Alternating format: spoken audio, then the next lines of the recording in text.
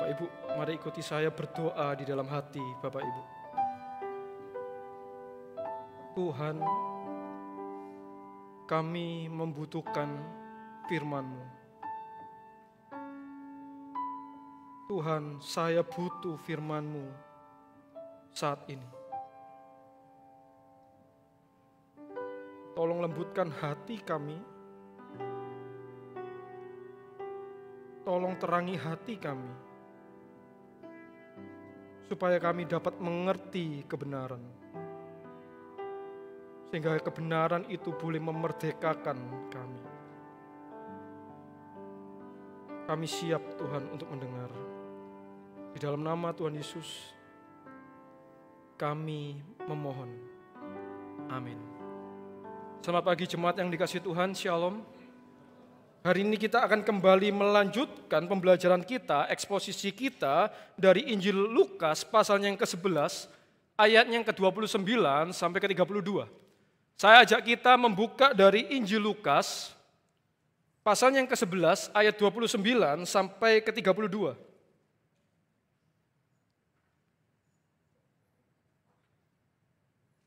Apabila Bapak Ibu sudah mendapatkannya, saya mengajak kita membacanya secara bergantian.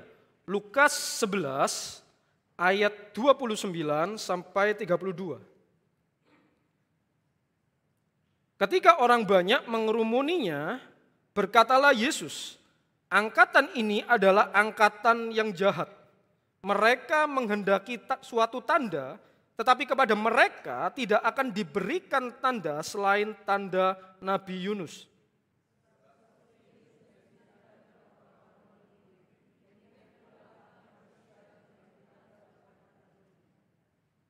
Pada waktu penghakiman, ratu dari selatan itu akan bangkit bersama orang dari angkatan ini, dan ia akan menghukum mereka. Sebab ratu ini datang dari ujung bumi untuk mendengarkan hikmat Salomo, dan sesungguhnya yang ada di sini lebih daripada Salomo.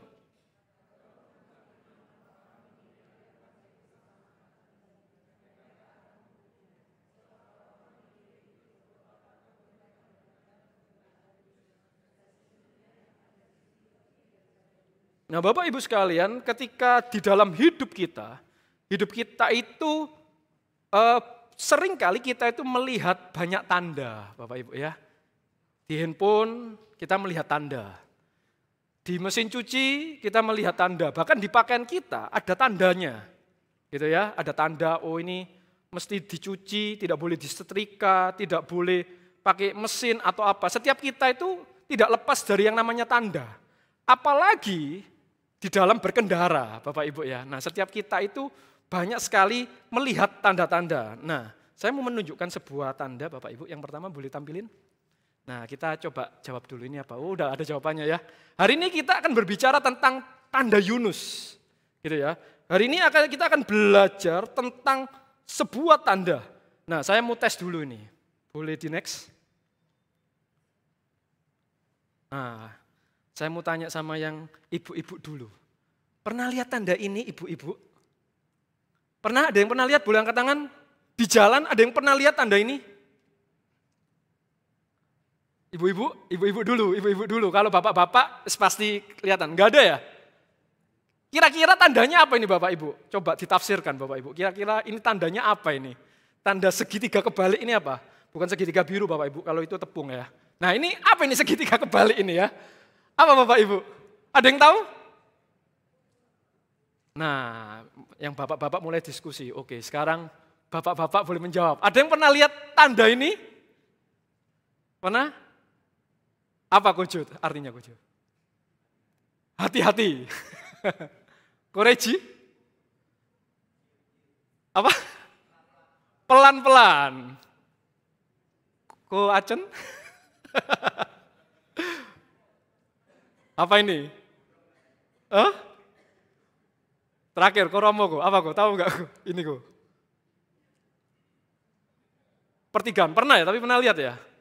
Saudara Willy tadi, tahu? Tahu nggak Will? Apa ini Will? Ada yang tahu Bapak Ibu? Ini tandanya apa? Ini tandanya itu adalah memberi kesempatan Bapak Ibu. Jadi ini tanda adalah tanda memberi kesempatan. Jadi kalau Bapak Ibu melihat tanda ini adalah tanda memberi kesempatan untuk terus berjalan apabila lalu lintas dari arah lain itu masih padat. Jadi kalau ada pertigaan, ada perempatan, jalur ini masih jalan dan kita lampu hijau, ada tanda ini, kita mesti tahan walaupun sudah hijau. Karena kalau enggak akan macet, jadi kita harus mempersilahkan, kasih kesempatan kepada apa? Yang arah lain itu untuk selesai dulu. Kalau enggak akan macet Bapak Ibu. Nah ini arti dari tanda ini. Nah Bapak Ibu, saya pakai contoh di dalam lalu lintas. Karena kita sering sekali melihat tanda ya. Nah saya mau menunjukkan beberapa contoh lain. Nah kira-kira tahu enggak arti dari masing-masing tanda ini? Kalau kuning, jadi ini ada warnanya. Setiap kita rambu-rambu itu ada warnanya, itu punya arti. Kalau kuning artinya apa Bapak Ibu? Peringatan, hati-hati. Ada dua arah, peringatan, diingetin, peringatan, kuning ya. Kalau merah, gampang. Larangan, dilarang masuk, dilarang berhenti, dilarang parkir. Nah merah itu larangan. Kalau biru apa? Perintah, wajib lewat sini, nggak boleh lewat sini. Wajibnya lewat sini. Nah kalau hijau, apa itu? Yaitu petunjuk. Dan yang putih itu biasanya tambahan, biasanya ada angkanya. Nah Bapak Ibu, setiap pesan, mengapa sebuah tanda itu diberikan? Sebuah tanda itu ada, sebuah tanda itu diberikan, itu karena ada sebuah pesan yang ingin disampaikan. Itulah kenapa kita itu mesti memperhatikan ketika ada tanda. Nah cuma yang menjadi masalahnya, celakanya adalah apa? Kita jarang memperhatikan tanda. Betul enggak? Apalagi di jalan. Kita jarang memperhatikan tanda. Dan kalaupun kita memperhatikan, kita seringkali apa? Gak ngerti tandanya apa. Itulah kenapa gak heran kita akhirnya itu tersesat, akhirnya kita sering langgar. Kenapa? Karena kita gak memperhatikan tanda, dan kalaupun memperhatikan, kita gak ngerti pesannya apa, artinya apa. Dan yang lebih celakanya lagi adalah apa? Kita tahu ada tanda, kita ngerti tandanya, kita langgar. Nah, ini lebih celaka lagi. Kita biasanya kan lihat ini, wah dilarang putar balik. Tetapi karena berhubung jauh, ya kan, akhirnya apa? Putar balik. Nah, bukankah seringkali kita juga seperti itu? Dan itu lebih celaka lagi. Kita memperhatikan, kita ngerti, tetapi kita langgar. Hari ini kita akan belajar tentang tanda. Kita akan belajar untuk memperhatikan tanda. Kita akan belajar untuk mengerti tanda. Dan kita belajar untuk mentaati, melakukan tanda itu. Pesan dari tanda itu. Itulah kenapa hari ini kita akan belajar tentang tanda Yunus. Dan disclaimer sedikit, PPT saya mendukung Bapak Ibu karena akan banyak tanda-tanda yang mendukung nanti ya. Coba dikait-kaitkan ya. Hari ini kita akan belajar tentang tanda, bagaimana kita memperhatikan. Kita mengerti artinya, kita mengerti pesannya, dan kita melakukan. Nah yang pertama Bapak Ibu, kita akan melihat terlebih dahulu dari Lukas 11 ayat 29. Di sana dikatakan ketika orang banyak mengerumuninya, yaitu mengerumuni Yesus, berkatalah Yesus, angkatan ini adalah angkatan yang jahat. Mereka terus-menerus menghendaki suatu tanda, meminta tanda, tetapi kepada mereka tidak akan diberikan tanda selain tanda Nabi Yunus. Angkatan ini adalah angkatan yang jahat. Kenapa kok disebut angkatan yang jahat, Bapak Ibu? Kenapa sih kok dikatakan angkatan ini adalah angkatan yang jahat? Kok enggak angkatan yang males? Kok enggak angkatan yang sesat mungkin? Tetapi kenapa kok disebutkan sebagai angkatan yang jahat? Itu lambangnya, saya kasih lambang itu ya, tengkorak ya, poison, berbahaya, jahat Bapak Ibu. Nah kenapa kok disebut angkatan yang jahat? Kira-kira kenapa Bapak Ibu? Apakah karena mereka terus-menerus meminta tanda? Menurut Bapak Ibu, salah enggak sih? Kalau kita itu meminta tanda dari Tuhan. Salah enggak Bapak Ibu? Salah enggak Bapak Ibu? Enggak ya? Enggak salah ya? Kalau terus-menerus minta tanda salah enggak? Salah enggak Bapak Ibu? Enggak salah juga. Bahkan kalau kita melihat Alkitab Bapak Ibu, jadi ada beberapa bagian. Yang pertama kita melihat tentang Musa. Jadi waktu itu ketika Musa disuruh Allah, kamu pergi, kamu bebaskan bangsa. Musa itu bilang, ya apa aku pergi? Bagaimana mereka nanti percaya bahwa engkau yang mengutus aku? Lalu Tuhan bilang, Musa, apa yang ada di tanganmu? Musa bilang, tongkat Tuhan, lemparkanlah tongkatmu. Jadi ketika tongkat itu dilempar, maka tongkat itu berubah menjadi ular. Dan ayat yang keempat, ini di sana dikatakan, tetapi firman Tuhan kepada Musa lanjutnya, ulurkanlah tanganmu dan peganglah ekornya. Musa mengulurkan tangannya, ditangkapnya ular itu lalu menjadi tongkat kembali di tangannya.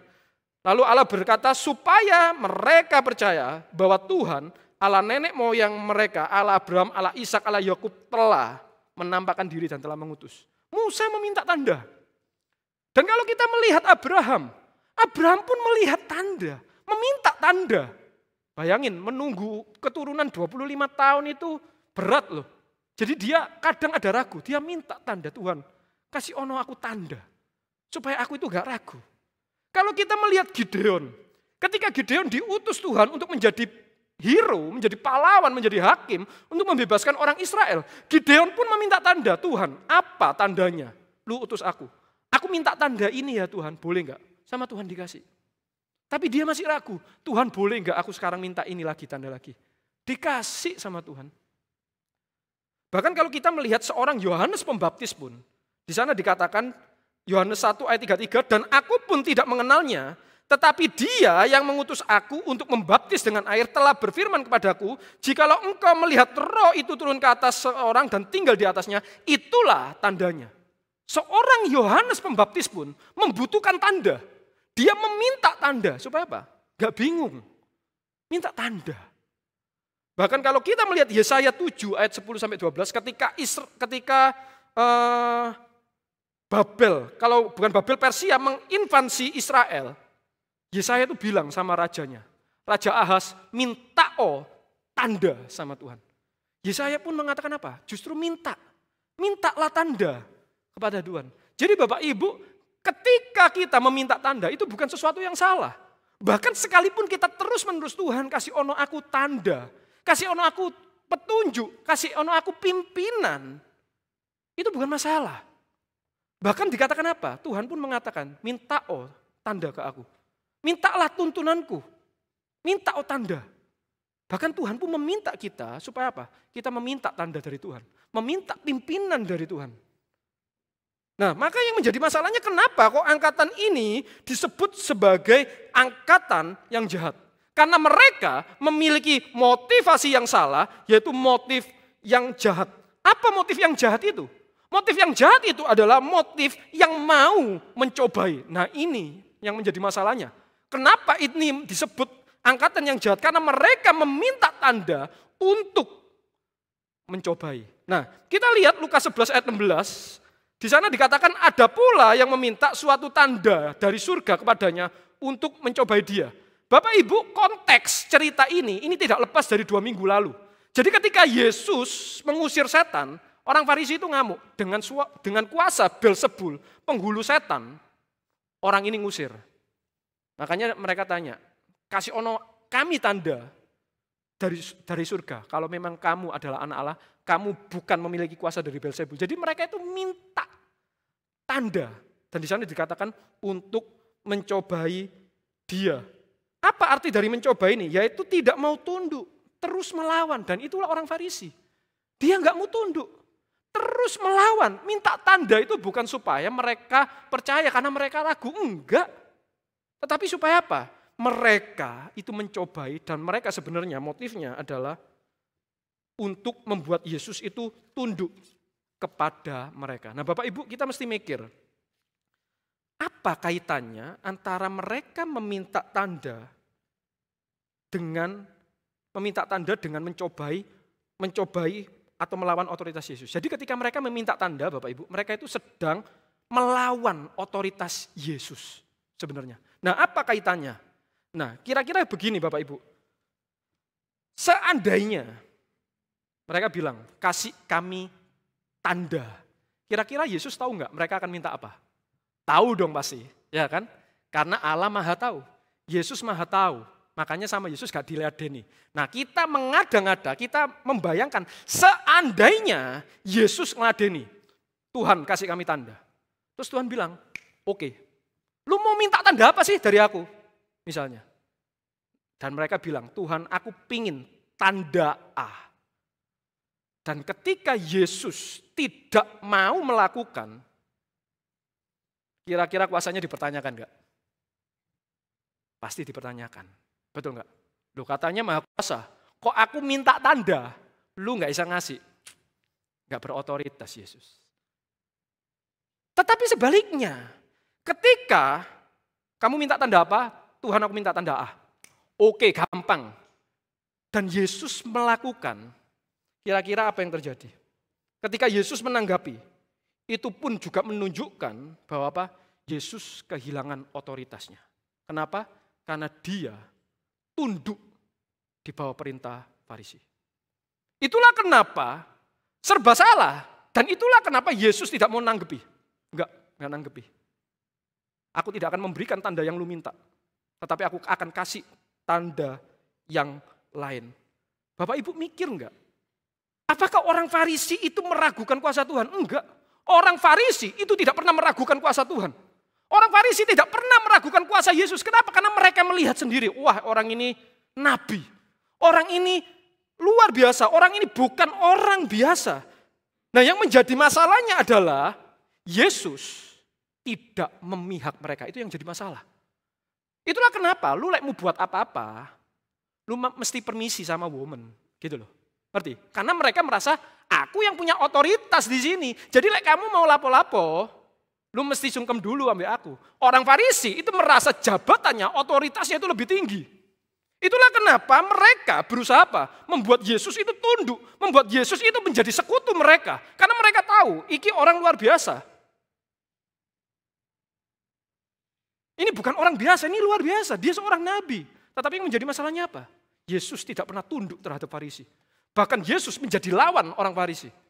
Segala tradisi dirombak-rambik semua sama Yesus. Dihancurkan semua, diobrak-abrik itu semua. Itulah kenapa Farisi ini berusaha mati-matian membuat Yesus ikut tunduk sama mereka. Bukankah Bapak Ibu kalau kita lihat ini sama dengan kerjaan iblis. Iblis itu ketika mencobai Yesus, iblis itu bukan mencobai kuasanya Yesus. Iblis sendiri tahu. Yesus ini berkuasa, tetapi iblis mencobai. Apa yang dicobai? Iblis itu berusaha mencobai apa? Lek lu anak Allah. Jadiyo batu jadi roti. Kamu lompato, kamu nyembah aku. Pencobaannya apa? Bukan pencobaan kuasa. Pencobaannya adalah berusaha mati-matian supaya Yesus mengikuti perintah iblis. Itu mencobai. Dan itu berbicara menggoyahkan otoritas. Identitas Yesus itu dibuat goyah. Kalau Adam dicobai untuk menjadi Allah, Yesus dicobai untuk apa? Menjadi manusia. Dan itulah jahat. Menggoyahkan otoritas Yesus. Bapak Ibu, suatu kali saya pernah membaca ada sebuah perlombaan antara anjing dan cita. Jadi ada perlombaan lari antara anjing dan cita. Nah, kita tahu sendiri siapa yang menang Bapak Ibu. Cita itu termasuk binatang yang lari tercepat, bahkan mungkin yang paling cepat. Dilombain sama anjing. Anjing yang terbaik dilombain. Gitu ya. Nah, ketika dilombain Bapak Ibu, apa yang terjadi? Si cita duduk diem. Cuma lihat anjing. Buat apa? Wes lari ose, nanti tak susul. Enggak Bapak Ibu, enggak. Dia tetap diem. Kenapa? Karena seringkali untuk membuktikan diri itu sebuah penghinaan. Bukankah seringkali ketika kita disinggung ego kita, oh tonton kon tak buktino. Gak perlu Bapak Ibu ya. Karena seringkali kita manusia seperti itu, bahkan saya sendiri pun gitu. Ketika diragukan, seringkali ada keinginan untuk membuktikan diri. Tapi Yesus tidak seperti itu. Lu gak percaya sama aku? Ya wis, gak apa-apa. Kita belajar seperti Yesus ya Bapak Ibu. Benar-benar merendahkan diri. Merendahkan diri. Itulah kenapa disebut angkatan yang jahat. Karena motifnya adalah melawan dan tidak mau tunduk terhadap otoritas Yesus. Sama seperti iblis. Bukankah itu pekerjaan iblis? Bukankah iblis adalah bapak kejahatan yang kerjaannya mencobai? Jadi itulah kenapa mereka disebut angkatan yang jahat. Karena mereka berusaha mencobai Yesus. Mereka berusaha melawan Yesus. Mereka tidak mau tunduk terhadap Yesus. Maka bagaimana dengan hidup kita sendiri, Bapak Ibu? Apakah dalam hidup kita mau tunduk terhadap rencana Allah? Atau justru kita berusaha keras membuat Allah ikut rencana kita? Apakah kita dalam hidup kita mau tunduk dalam rencana Allah atau sebaliknya? Kita mau Allah yang tunduk dalam rencana kita. Itulah kenapa kita doa, Tuhan kasih ono tanda Tuhan, aku pengen ini, aku pengen ini, aku pengen ini. Tanda kita seringkali mencobai Yesus. Tanda kita seringkali mencobai Tuhan. Karena apa? Kita tahu Tuhan enggak mau. Tetapi kita ngotot, Tuhan aku minta ini. Aku minta pimpinanmu ya, aku minta tanda ya. Bapak Ibu, kalau kita seperti itu, kalau iya, maka kita adalah bagian dari generasi yang jahat. Kita tidak mau tunduk di dalam rencana Allah. Kita tidak mau tunduk dalam kehendak Allah. Tapi kita mau hidup untuk kehendak kita sendiri. Kita mesti waspada. Dan kita mesti benar-benar sadar diri kita. Kita mesti aware. Itu bagian yang pertama ketika kita melihat konteks terlebih dahulu. Maka sekarang kita akan masuk ke dalam intinya. Yaitu berbicara tentang tanda. Apa tandanya? Dan apa pesannya? Mencobai adalah pekerjaan si jahat. Mencobai sama dengan tidak mau tunduk atau terus melawan. Oke, sekarang kita melihat Lukas 11 ayat 29 sampai 30. Apa tandanya dan apa yang menjadi pesannya? Tetapi kepada mereka tidak akan diberikan tanda selain tanda Nabi Yunus. Sebab seperti Yunus menjadi tanda untuk orang-orang Niniwe, demikian pula lah anak manusia akan menjadi tanda untuk angkatan ini. Tanda Yunus, seperti apa tanda Yunus itu? Nah, kita melihat paralel dalam bagian yang lain dari Matius 12 ayat 40. Sebab seperti Yunus tinggal di dalam perut ikan 3 hari 3 malam, demikian juga anak manusia akan tinggal di dalam rahim bumi 3 hari 3 malam. Jadi tandanya itu adalah tanda kebangkitan. Jadi tanda Yunus itu, Yesus itu sedang bilang tidak ada tanda lain yang akan kuberikan selain tanda Yunus. Yesus itu sedang menubuatkan tentang kebangkitannya. Jadi setelah dia disalib, 3 hari dia akan bangkit seperti Yunus mati di perut ikan dan bangkit pada hari ketiga. Yunus itu mati Bapak Ibu. Di perut ikan itu mati. Bayangin. Di perut ikan itu asam Bapak Ibu. Perut kita itu asam dan yang namanya asam itu dia kan menghancurkan segala sesuatu.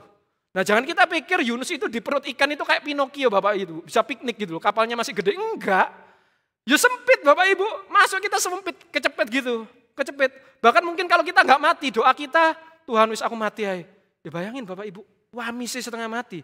Ikan hidup aja amis apalagi di dalam perut ya. Kita sendiri yang berdoa, Tuhan aku mati aja di perut ini. Jadi Yunus itu mati Bapak Ibu. Mati di perut ikan. Tetapi pada hari ketiga dia dibangkitkan dan dia dimuntahkan. Coba kita membuka dari Yunus 2 Bapak Ibu supaya kita tahu. Tadi juga ada jemaat yang menunjukkan kepada saya sangat baik. Bahwa Yunus itu benar-benar mati. Kita melihat Yunus 2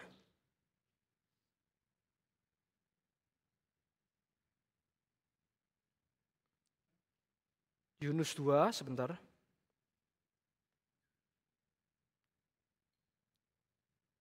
Kita baca ayatnya 10. Yunus 2 ayatnya 10.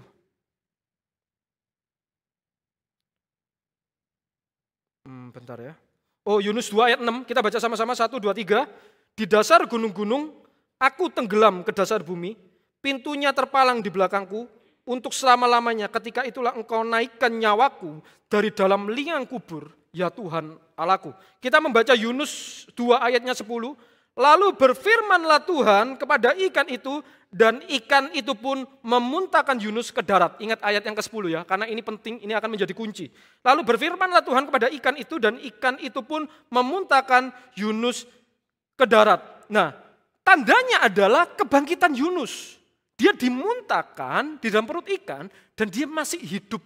Bapak Ibu, kalau orang dimakan hiu, atau sesuatu yang dimakan hiu keluar, ya enggak hidup, yang keluar daging-daging sisa, potongan-potongan. Nah, tetapi ini keluar dalam keadaan hidup, utuh dan hidup.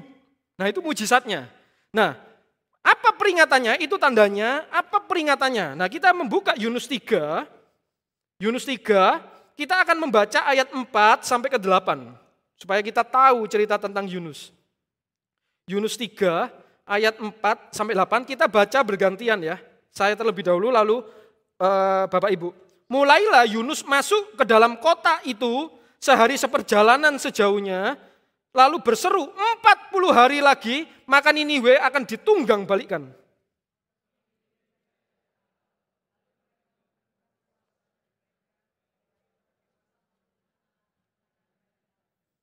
Setelah sampai kabar itu kepada Raja kota Niniwe, perhatikan. Setelah sampai kabar itu kepada Raja kota Niniwe, jadi artinya Yunus itu tidak berkhotbah di istana. Enggak.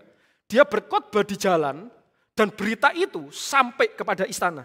Setelah sampai kabar itu kepada Raja kota Niniwe, turunlah ia dari singgasananya, ditanggalkannya jubahnya, diselubungkannya kain kabung, lalu duduklah ia di abu.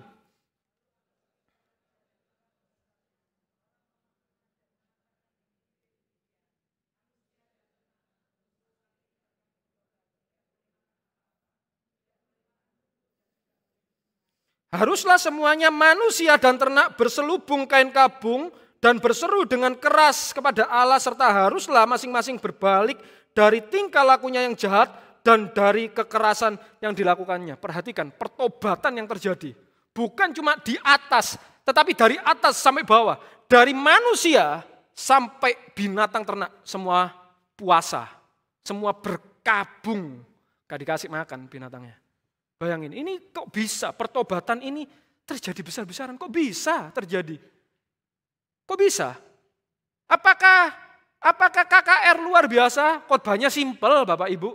40 hari Niniwe tunggang balik. Gitu aja, itu tadi ya. 40 hari lagi maka Niniwe akan ditunggang balikkan. Gitu aja pesannya. Bapak Ibu, kalau saya bilang 40 hari lagi, Elon satelit ditunggang balikkan.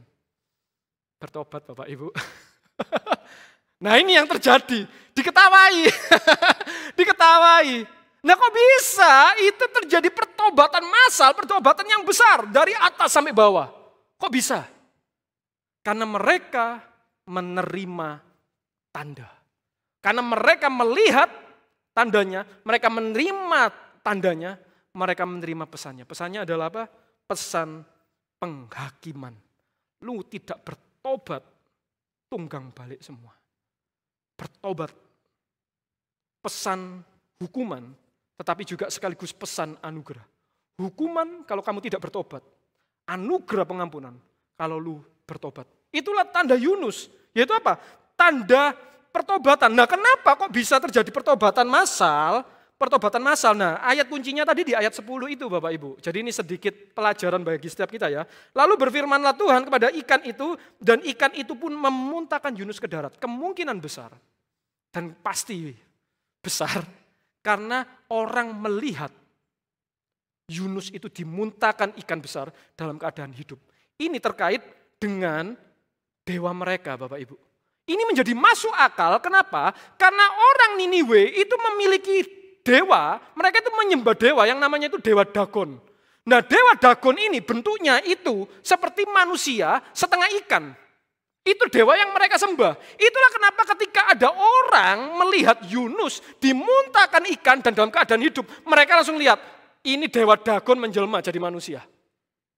Makanya jadi make sense, makanya mereka, wah ini bukan orang sembarangan, ini dewa ini. Dikeluarkan dari ikan, masih hidup, ini pasti jelmaan dewa Dagon, dewanya kita, ini pesannya mesti penting. Jadi ketika Yunus ngomong, 40 hari lu gak bertobat, jungkir balik semua. Langsung pesan itu terdengar dari raja, langsung puasa. Kenapa? Karena mereka melihat bahwa Yunus dikatakan seperti Yunus menjadi tanda. Yunus, mereka percaya sebagai jelmaan dari dewa mereka. Dan itulah sebenarnya Yesus. Bukankah Yesus adalah jelmaan, adalah inkarnasi Allah yang menjadi manusia? Tetapi yang menjadi masalahnya adalah mereka tidak menerima tanda itu. Mereka tidak mau percaya terhadap tanda itu. Itulah bedanya. Itulah kenapa Bapak Ibu kita melihat ya, bagaimana rencana Allah itu luar biasa. Kenapa Allah itu memilih Yunus? Karena Allah tahu Yunus itu akan lari. Makanya ketika lari sama Tuhan dikasih ikan, dibawalah ke Niniwe. Sekali melakukan pertobatan 2 orang. Yunus bertobat dari yang melawan Allah, tidak mau tunduk terhadap Allah. Dia mau tunduk. Dari Niniwe yang begitu jahatnya, ketika mendengar tanda itu, menerima Yunus sebagai tanda, bertobat semua. 2 pertobatan terjadi. Hebat gak rencana Tuhan? Gitu loh. Kita nggak tahu kenapa kok Yunus harus lari. Tuhan tahu Yunus pasti lari. Makanya Tuhan pilih Yunus. Karena Yunus akan lari, sama Tuhan dikasih ikan, dibawa sini. Pertobatan 2 terjadi. Yunus, orang Niniwe. Luar biasa Bapak Ibu Tuhan kita. Luar biasa. Nah, maka sekarang yang menjadi relevansinya, apa kaitannya tanda itu bagi kita? Apa pesannya itu bagi kita? Jadi sama seperti untuk orang Niniwe dan untuk orang Israel, tanda ini juga berlaku untuk kita. Yaitu apa? Sebuah peringatan. Peringatan akan apa? Penghakiman. Kita baca ayat 11, Lukas 11 ayat 31-32, pada waktu penghakiman dikatakan. Ratu dari selatan itu akan bangkit bersama orang dari angkatan ini dan ia akan menghukum mereka. Sebab ratu itu datang dari ujung bumi untuk mendengarkan hikmat Salomo dan sesungguhnya yang ada di sini lebih daripada Salomo. Dikatakan lagi pada waktu penghakiman. Mereka akan menghukum, orang-orang Niniwe akan bangkit bersama angkatan ini dan mereka akan menghukumnya. Sebab orang-orang Niniwe itu bertobat waktu mereka mendengarkan pemberitaan Yunus dan sesungguhnya yang ada di sini lebih daripada Yunus. Apa pesannya bagi kita? Sama. Yang disampaikan kepada Israel dan kita, yang akan kita pelajari adalah apa? Ini adalah sebuah panggilan pertobatan. Sebuah panggilan pertobatan bagi setiap kita. Sebuah penghakiman bagi yang tidak percaya. Tetapi sebuah pengampunan anugerah bagi yang bertobat. Itulah pesannya. Nah, Bapak Ibu, kita dipanggil untuk bertobat. Panggilan pertobatan. Sebab orang-orang Niniwe bertobat waktu mereka mendengarkan pemberitaan Yunus. Panggilan untuk bertobat, Bapak Ibu. Apa itu bertobat? Ini relevansinya bagi setiap kita. Pesan untuk setiap kita, yaitu panggilan untuk bertobat. Apa itu bertobat, Bapak Ibu? Bertobat itu dari kata metanoia yang berarti balik arah, berputar arah. Makanya tandanya U-turn, Bapak Ibu ya. Balik arah. Kalau kita salah jalan, Bapak Ibu, yang kita lakukan apa? Putar balik, betul nggak? Itulah pertobatan. Itulah pertobatan.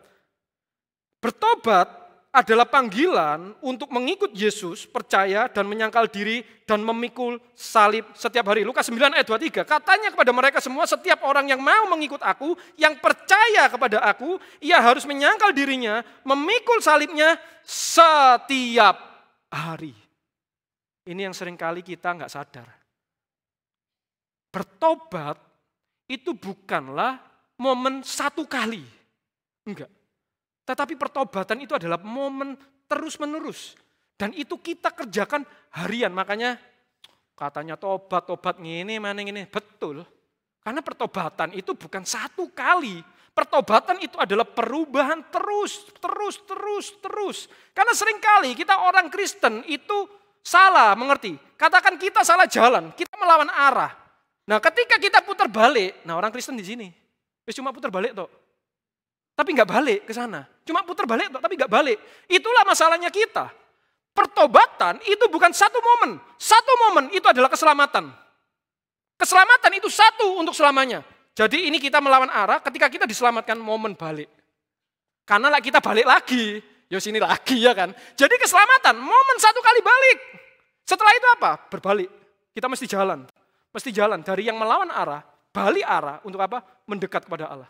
Tunduk kepada Allah. Taat kepada Allah. Dan itu adalah momen setiap hari. Tetapi seringkali kita orang Kristen kita tidak menyadari bahwa pertobatan ya wis ini enggak. Pertobatan itu adalah sebuah usaha kita. Kita nggak bisa selamat, itu anugerah Allah. Tetapi sebuah pertobatan itu membutuhkan respon kita. Pertobatan itu membutuhkan respon kita. Allah udah menyelamatkan kita, kita meresponinya dengan pertobatan. Yohanes 3 mengatakan, ketika Yohanes Pembaptis bilang, bertobatlah, siapa yang mengatakan kamu akan lolos dari penghukuman Allah ketika dia menegur orang Farisi? Hasilkanlah buah pertobatan. Harus ada hasilnya. Tapi seringkali kita orang Kristen apa? Udah percaya selesai. No. Percaya tetapi tidak mau memikul salib dan menyangkal diri. Bukanlah sebuah pertobatan. Sekali lagi Bapak Ibu. Percaya tetapi tidak mau memikul salib dan menyangkal diri. Bukanlah sebuah pertobatan. Kita harus tahu. Tanpa pertobatan kita tidak bisa mendapatkan apa? Tanpa pertobatan kita akan tetap di dalam hukuman. Pertobatan itu adalah tidak hanya percaya tetapi memikul salib dan menyangkal diri. Iman tanpa perbuatan nol katanya. Itulah kenapa pertobatan itu adalah usaha kita setiap hari untuk hidup dalam kehendak Allah, untuk mau hidup tunduk. Itulah pertobatan. Maka yang terakhir, bagaimana pertobatan ini bisa terjadi? Ini yang akan menjadi aplikasi kita. Relevansinya adalah kita dipanggil untuk bertobat. Meresponi anugerah keselamatan. Aplikasinya adalah bagaimana supaya kita bisa bergerak ke Allah. Setiap hari. Bagaimana caranya? Ayat 32 mengatakan, sebab mereka menerima pesan itu. Sederhana Bapak Ibu. Mereka memperhatikan tandanya, mereka memahami tandanya, mereka melakukan. Sama, kita lihat tandanya tidak boleh putar balik. Kita lihat tandanya, tanda apa itu? Oh, tanda tidak boleh putar balik. Jangan putar balik. Jangan putar balik. Kita lihat tanda. Kita peka akan tanda.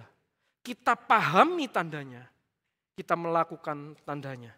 Itu aplikasinya bagi setiap kita. Maka, sederhana bagaimana respon kita di dalam mendengar firman Tuhan, Bapak Ibu. Bagaimana respon kita di dalam mendengar firman Tuhan? Apakah kita membuka telinga, hati, dan pikiran kita untuk apa? Untuk memperhatikan. Untuk apa? Untuk memahami. Untuk apa lagi? Untuk melakukan. Bagaimana respon kita? Apakah kita menerima firman Tuhan dengan hati yang terbuka? Apakah kita menerima firman Tuhan hari ini dengan hati yang siap? Atau seperti tanah, benih yang jatuh di tanah lalu diambil burung. Dia datang, have fun, senang, tapi pulang lupa. Bagaimana bisa bertumbuh kata firman Tuhan? Dia datang mendengar firman Tuhan, dia suka, tetapi pulang melupakan. Maka bagaimana respon kita di dalam mendengarkan firman Tuhan? Apakah kita menerima dengan hati yang siap? Apakah kita menerima dengan hati yang terbuka? Atau justru dengan hati yang begitu keras. Ketika firman Tuhan disampaikan, kita marah ketika kita ditegur. Wah, khotbahnya jelek, khotbahnya ini. Bapak Ibu, saya sering dibilang terima kasih Pak Kris, khotbahnya bagus Pak Kris. Saya kadang itu terini ya, khotbah bagus itu seperti apa ya? Khotbah bagus itu seringkali kalau jemaatnya ngamuk Bapak Ibu. Kenapa? Karena itu benar-benar menyentuh. Dia itu benar-benar menusuk. Kalau masih bisa ketawa-ketawa, nah itu belum itu. Gitu ya. Bagus untuk temanku, pasti dia dengar. Nah itu bagus. Tetapi khotbah yang baik. Itulah kenapa doakan Bapak Ibu. Supaya saya ya, apalagi paling muda, khotbah umum Bapak Ibu. Supaya tetap berani mengatakan kebenaran. Karena ketika kebenaran disampaikan itu menusuk. Dan itu membuat orang tersinggung. Dan itu membuat kita marah. Ketika firman Tuhan menegur kita, ketika kita disinggung, ketika kita marah, gimana? Apakah kita mau berubah? Atau kita tetap mengeraskan hati kita? Atau mungkin kita menutup telinga kita? Dan kita tidak lagi mau mendengar. Atau kita menutup hati kita, mengeraskan hati kita, oh ini bukan untukku. Ini untuk si dia. Ini untuk suamiku. Ini untuk istriku. Ini untuk koncoku, rekan bisnisku. Bagaimana respon kita? Ataukah kita datang dengan arogan, Sikap hati yang merasa benar. Sikap hati yang merasa lebih tahu. Dan ini dosanya hamba Tuhan, dosanya saya Bapak Ibu. Kalau orang khotbah, mesti ini. Nah ini Bapak Ibu. Hamba Tuhan juga ada dosanya Bapak Ibu. Mau enggak sih dengan rendah hati, kita benar-benar dengarkan firman Tuhan. Apakah kita mau memahami, kita mau belajar, kita mau mencari tahu. Ketika kita enggak tahu, Bapak Ibu, kita mau cari tahu enggak? Kita mau tanya enggak? Atau aduh, gak ngerti ngomong apa, iki Pak Krisna gitu ya kan? Selalu gak ngerti misalnya. Gitu. Bapak Ibu ngerti kan kalau saya khotbah? Tuhan pernah bilang, supaya ketika mereka mendengar, mereka tidak menanggap. Supaya mereka melihat, mereka tidak mendengar. Supaya mereka melihat, tidak menanggap, mendengar, tetapi tidak memahami. Makanya Tuhan kasih dalam bentuk perumpamaan. Tuhan mau ngetes. Siapa yang benar-benar rindu cari kebenaran. Gak ngerti ya wis, wah hebat. Tapi gak ngerti. Tetapi apakah kita seperti murid-murid Tuhan? Apa arti perumpamaanmu Tuhan? Tanya. Kita mau enggak? Tanya. Kita cari enggak itu? Bayangin. Sekelas Yesus pun tidak bisa mempertobatkan mereka Bapak Ibu. Yesus sampai bilang, betapa hatimu itu degil. Ini loh yang ngomong lebih daripada Yunus, lebih daripada Salomo. Tapi lu gak mau dengar. Kamu gak mau dengar. Dan apakah kita mau merendahkan diri untuk melakukan? Bapak Ibu, tanpa firman Tuhan tidak akan pernah ada pertobatan. 2 Timotius 3:16-17 mengatakan sebab firman yang diilhamkan Allah bermanfaat untuk mengajar, menyatakan kesalahan, memperbaiki kelakuan dan mendidik orang dalam kebenaran. Sebab dengan demikian setiap orang-orang kepunyaan Allah dipersiapkan untuk perbuatan baik. Tanpa firman Tuhan tidak akan ada pertobatan. Makanya bagaimana kita meresponi firman Tuhan? Apakah kita masih memiliki waktu untuk merenungkan firman Tuhan? Saat teduh. Dan ketika kita nggak ngerti, kita tanya enggak, kita cari enggak. Saya bersyukur untuk Pak Pau ya, kelasnya tambah berat, itu betul tuh. Pakai study Bible, perlu itu belajar. Bahkan apa? Beli Bapak Ibu buku-buku Kristen, itu akan menolong kita semakin memahami. Tetapi masalahnya apa? Budaya kita itu malas membaca. Baca buku parenting Kristen misalnya, buku kepemimpinan Kristen, buku apa maksudnya? Buku pelayanan, apa? Belajar. Supaya apa? Kita itu dapat mengerti, oh gini loh cara menerapkan firman Tuhan. Kita mau usaha enggak? Tetapi seringkali kita orang Kristen, kita tidak mau usaha. Wis yang penting percaya. No. Percaya tanpa menyangkal diri memikul salib, bukanlah pertobatan. Dan tanpa firman Tuhan tidak ada pertobatan. Tanpa firman Tuhan kita tidak bisa menyangkal diri. Tanpa firman Tuhan kita tidak bisa memikul salib kita, nggak bisa. Karena firman Tuhan adalah kebenaran dan kita perlu punya kebenaran itu. Itulah kenapa dikatakan kebenaran yang membebaskan. Kita punya kebenaran nggak? Bapak Ibu, hidup kita di sini banyak sekali ketidakbenaran. Dunia kita adalah dunia yang penuh dengan tipu daya. Itulah kenapa kita mesti punya kebenaran yang benar, yaitu firman Tuhan. Itulah kita mesti punya, kita mesti baca, kita mesti renungkan. Tantangan hari ini Bapak Ibu, sadar enggak? Tantangan hari ini ada dua yang menjadi tantangan besar. Kita mesti sadar, Efesus 5:15-17 mengatakan, perhatikanlah dengan seksama bagaimana kamu hidup, jangan seperti orang bebal tetapi seperti orang arif.